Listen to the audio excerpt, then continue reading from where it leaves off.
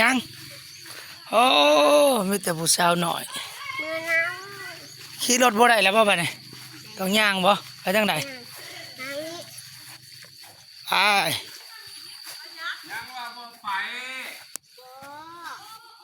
ไปเลาะเลาะทงไงทงหน้าบ่ไปก็อย่ากลับ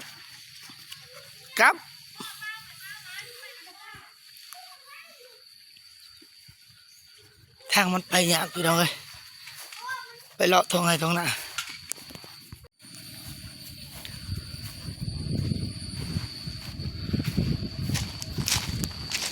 เอากลับทักทายสบายดีพี่น้องแต่ละหม่องแต่ละบอนว่าสิเป็นทางฝั่งลาวฝั่งไทยแล้วก็ทางต่างประเทศตอนนี้เฮาก็อยู่บ้านพ่อเฒ่าเฮาบ้านพ่อตาอยู่ที่บ้านโพนแย่งบ้านนาบอขุมโพนแย่งพี่น้องเอ้ย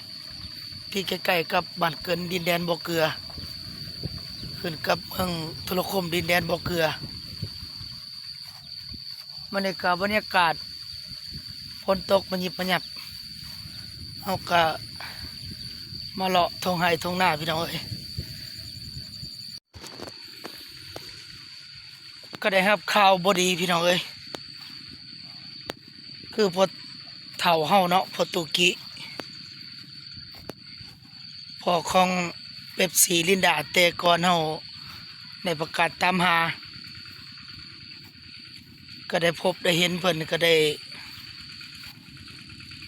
ในระยะ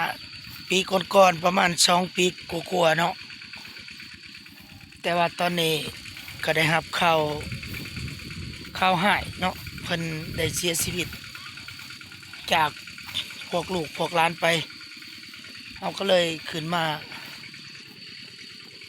ส่งสการเพิ่นพี่น้องเอ้ย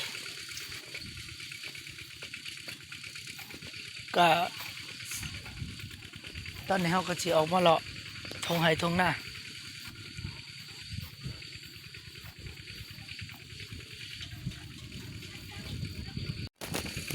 ทางนั้นเพิ่น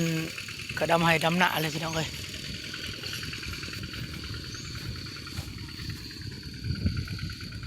เฮาเนี่ยเป็นวิวมุมทางนั้นก็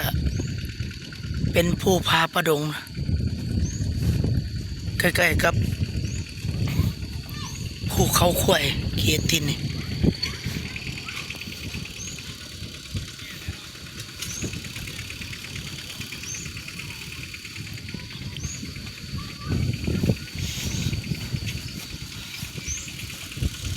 แล้วบ่าวเพิ่นพามาเลาะเบิ่งทงไห้ทงหน้า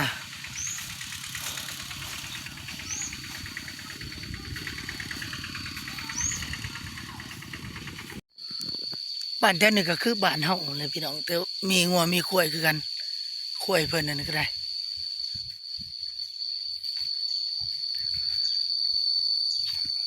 แท้นี่ก็สิเป็นสวนมันแต่ว่าต่างจากบ้านเฮาอีหลีก็แม่นมักต้องพี่น้องเอ้ยหลายอีหลีมักต้องเกิดธรรมชาติอยู่น้ำดงน้ำป่าน้ำไม้น้ำนาบ่มีไผปลูกเด้แต่ว่าหลาย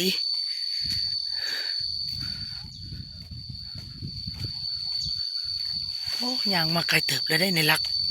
กิโลไปยังบ่ทันเหาะเด้อโอ้ลงถีบเลยพี่น้องเอ้ยย่างมาเฮาย่างกายหน้าแล้วเพิ่นโทรมาบอกว่ากายหน้าแหละน้าบ่าวเพิ่นแวอยู่ทางหลังเอาพุ่นเฮาย่างมาหอดแถวนี้เฮามาเบิ่งวิวแถวนี้โอ้ยคักเลยเฮาแน่เป็นมันสิเป็นภูเพิ่นว่าเขตนี่เป็นเขตภูเขาข่วยเฮาย่างไปนี่ประมาณ10 หลักฮอดนี่ไปเฮากลับก่อนพี่น้องเอ้ยเฮาไกลแหละย่างกลับคืนอีก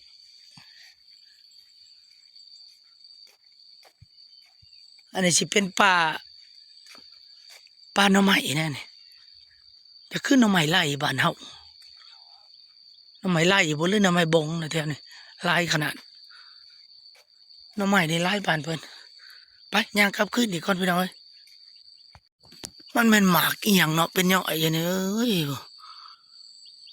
กินได้บ่หรือบ่ได้นี่ลายเลยหมากอันนี้ไปบ่กล้ากินดอกยันเบื่อย่างกลับมานี่เป็นสวนยางกระเจ้าพี่น้องโอ้โตเต็มเลยเด้อตัวนี้แน่บ่พุ่น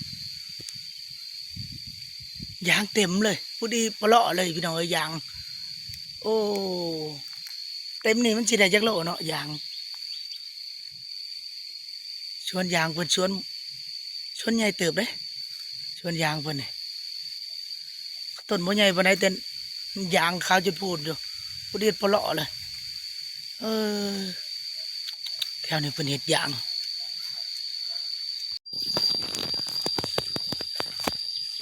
โอ้นี่โชคชัยสวนนี่แหละสวนหญ้าเพิ่นพามาเบิ่งหน้าเพิ่นปลูกหญ้าว่าซั่นเฮาชงชัยเฮาไก่ซีเมนต์ต้นนี่แหละชงชัยบ่เพชรโว้วไม่เสียหมอกไปเข้าไปเบิ่งชงชัยดินตอนนี่แหละเพราะว่าเพิ่นว่าเพิ่นปลูกหญ้านะเฮาย่างกายเฮาเอาแต่รอชมบางสวนมันเฮาก็กายเลยไปเข้าไปเบิ่งทางไหนป้าตัวหญ้าเราปลูกแม่นอีหลีดินเพิ่นและตอนนี้แต่ว่าเพิ่นปลูกหญ้าเพิ่นคักก็เลยงามมาเลยเพิ่นปล่อยงัวไว้เฮากลับมาฮอดสวนหญ้าหน้าบ้านเพิ่นเพิ่นมื้ออะไร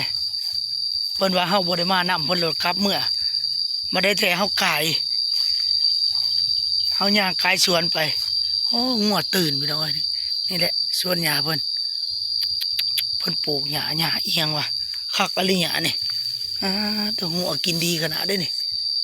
เพิ่นเอาปล่อยให้มันกินเลยคันแม่นว่าตัดให้มันกินนี่สิกลุ่มดนเด้ไม่ช่างไฟเพิ่นปลูกนึกได้ไปพี่น้องเอ้ยกลับก่อนบัดนี้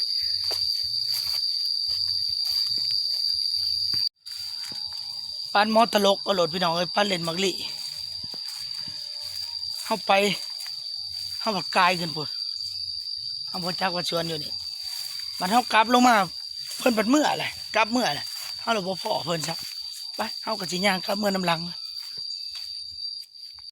โอ้เอิ้นหาเจ้าอยู่ไปคนละกายไปหมดสวนยางบ่ได้ถือผ้าบ่เพิ่นว่าจังได๋มาสั่งไฟเด้อมันโทรมาจังได๋ชุดลำเอามาสั่งไฟไปต่อยหมกเผาบ่ละฮะไปยืมมาผ่าประตูบ่ได้บ่เลยขอน้ำเพิ่นนี่ไม่สั่งไฟไปจังต้นข้าวแม่น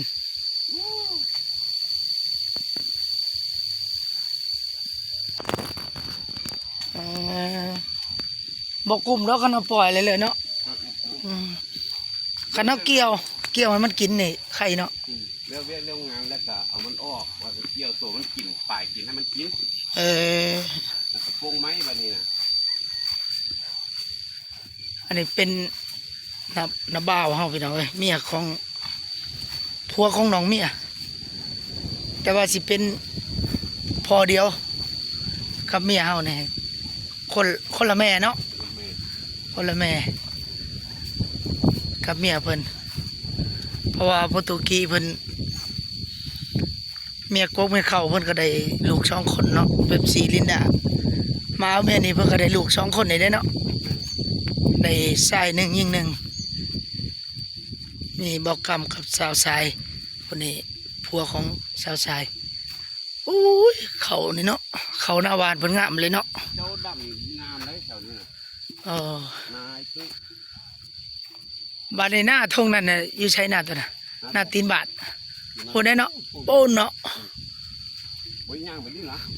ไปย่างไปชมเบิ่งเลยเนาะกระเทินในเลาะเลยเทินในมาเลยเลาะไปเบิ่งเลาะก็เบิ่งเฮือนโค้งมาเฮือนเลยแล้วบ่าวบนพาเลาะชมวิวน้ำทงไงทงหน้า ไปเลาะเบิ่งสวนหญ้าแล้วเพิ่นสิพาไปเลาะเบิ่งหน้าปุ้นเอาแนมเห็นกี่ปิ่มพุ่นน่ะบ่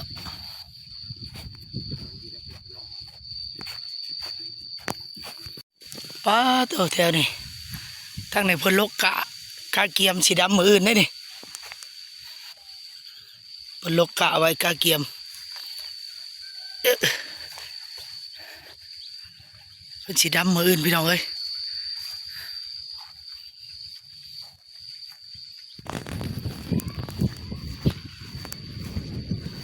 ไปเอาสิรอมึงเฮือนซะก่อนรอมึงเฮือนเขาจะย่างลัดทางนั้นมันจะไกลไปเบิ่งหน้าบอนเพิ่นเฮ็ดอยู่เฮ็ดกินในปัจจุบันนี่